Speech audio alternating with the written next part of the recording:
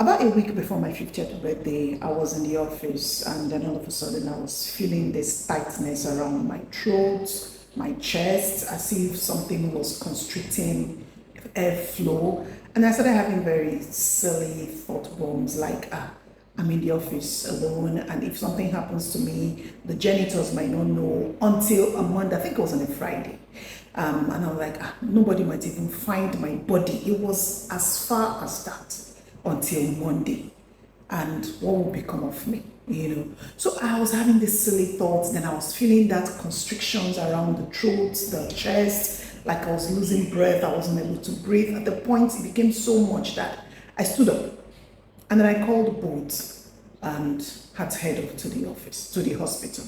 When I got to the hospital, the doctor checked me and said there was nothing wrong with me. I told him something is blocking my airways. I can't breathe. The lady palpated and came back and said, Madam, I can't find anything. I said, okay, do a scan. She indulged me and then she got the sonographer to do a scan around my throat area, my chest, and all of that. They did all kind of thing, radiography, sonographer, and then they came back and said, Madam, we can't find anything. All this while I was sweating, my palms were sweaty. Whew. Then I think the sonographer mentioned, Madam, are you sure it's not psychological? It kind of rang a bell in my head. But anyway, I went home not feeling any better. Saturday, I was gloomy, sad, afraid, anxious. Sunday, I had to leave the house.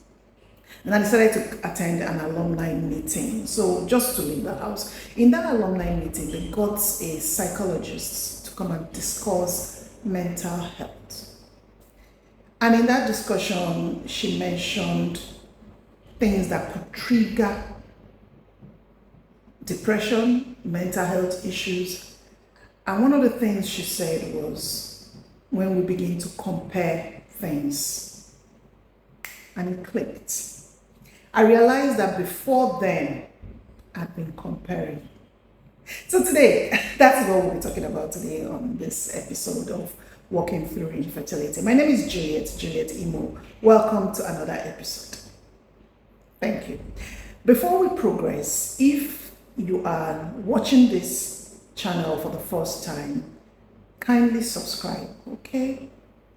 In this channel, we'll talk about infertility, how people deal with infertility. I'm starting with my own story first, and then hopefully along the line, we will get other people to join us. So please subscribe, share the link to other people who you might think this will benefit, and then leave comments, please. Like this video, do a thumbs up. It will help the algorithm and push it out for people to see.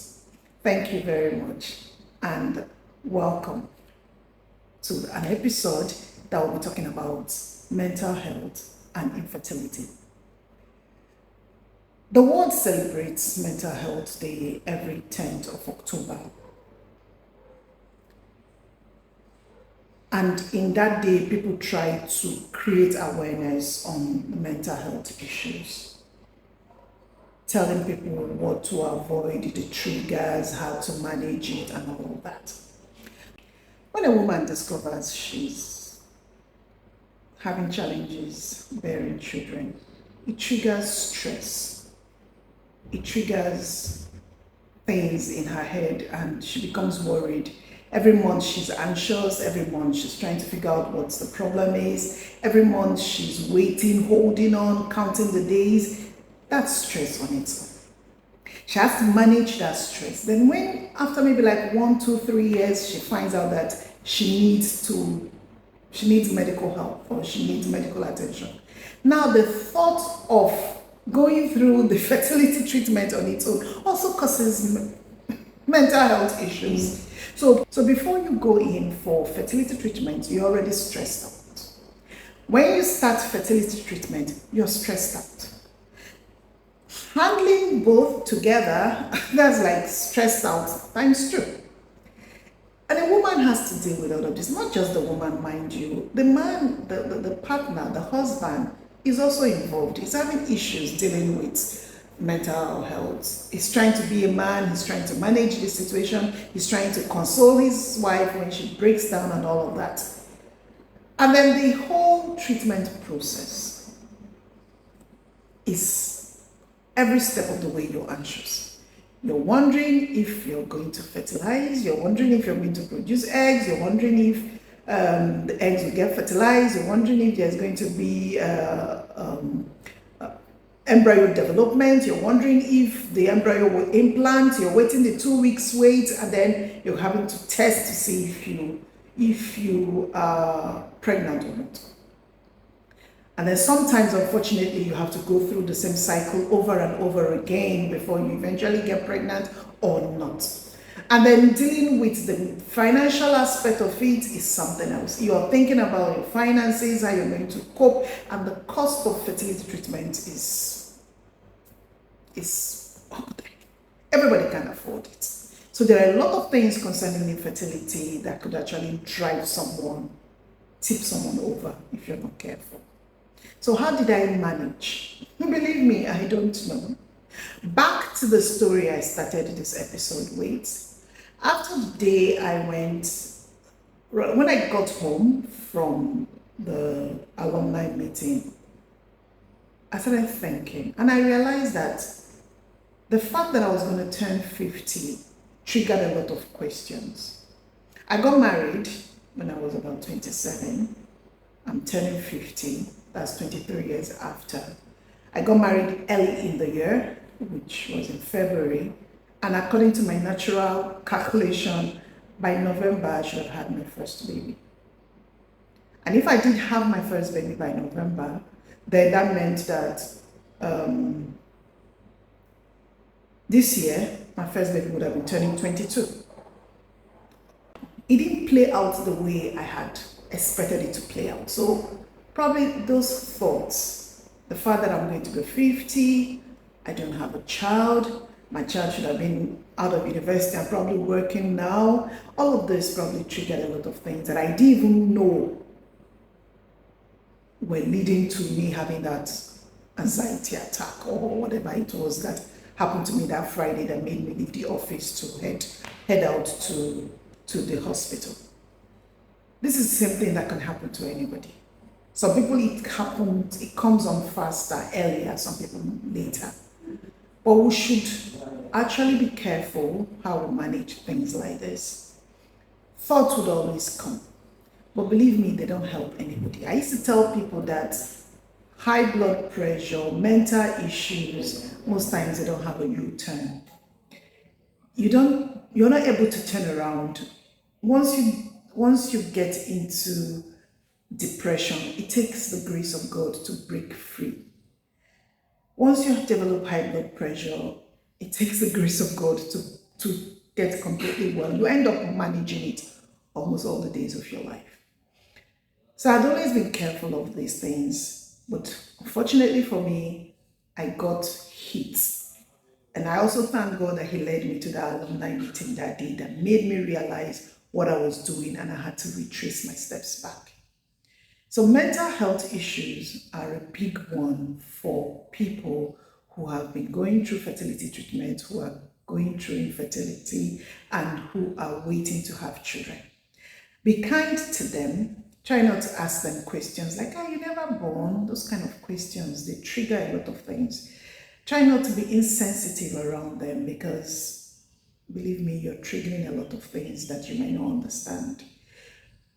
You don't know how these things play out. There are the people, it's not everybody that is strong. We hear cases of suicide and all that, or people just waking up and just hitting the streets. You don't know what had triggered it. Be kind to people around you. You don't know what they're going through. I thought I was a very strong woman until that period. And I'm not just that Friday that it got to the point where I just needed to leave the office. But I noticed that prior to that Friday, I was crying. Every little thing, I would tear up. I was just crying. These are signs, these are symptoms to show that somebody is struggling. I've always been an advocate of cry. I always tell people, don't bottle it up, cry it out. You know how sometimes they say, yeah, don't worry, it's all fine. And it's good, it's all fine. Encourage people out. But if they want to cry, don't stop them from crying. Please. Mental health issues are real. They are real issues. And for any couple going through infertility, they are serious issues. Help them in any way you can. Support them in any way you can. For every time that I went through IVF treatment, and for every time I came back negative or bled before the time, it took a toll. It did take a toll on me. I will cry. I'm crying at the same time I'm trying to pretend that everything is all right. I'm trying to pretend that I am strong so that people around me won't cry for me. I don't know how I survived it. I don't even know how I manage. I'm managing to keep all of this together. But I think one of the things that helped me to manage is that nobody's putting any pressure on me. There are women out there who are suffering and yet people are still putting so much pressure on them. Maybe I don't have people who are putting pressure on me. Maybe I'm lucky. Maybe that's why I am still sane after 23 years of infertility. Because I have people who support me. I have a very strong support system who just let me be. But there are women out there who don't have this kind of support system. Don't make it worse on them. Don't make it any harder. Help them in whatever way. Try not to be insensitive around them, please. Allow them be. And if you're like me, struggling with infertility, just remember one thing. You need to be whole to manage raising a child when God eventually blesses you. You need to be whole to believe. You need to be sane to keep believing and keep trusting God for his miracle, because the word of God never fails. You need to find the word. You need to find your Rhema word to hold on to. That Rhema word, when you find it, it will help you drive away every feeling of anxiety. It will help you, anytime you feel anxious, that your Rhema word will pop up in your spirit to remind you that this is not over until it's over. It might be delayed and all, but look for your Rhema word in the word of God and hold on to it, no matter what you see, no matter the storm. Just remind yourself every time that this is like a mirage. It will pass. You will walk past it and you realize there wasn't water on the ground. Keep trusting God. Keep believing. Do not give up yet. It is not over until it's over. You've got this. You can do this. Keep trusting and keep believing. Like, share your experience if you've had any. Leave it in the comments. Contact me if you have a story to share. I really want to share other people's story. I just don't want it to be about myself. So please, do send me an email at juljuimo@gmail.com and I will contact you to share your story. I really, really look forward to meeting people who I will share their story in this channel. Because I know I'm not the only one. There are lots of people who are going through this, who have stories to encourage others. Do join me. Let's build a community to help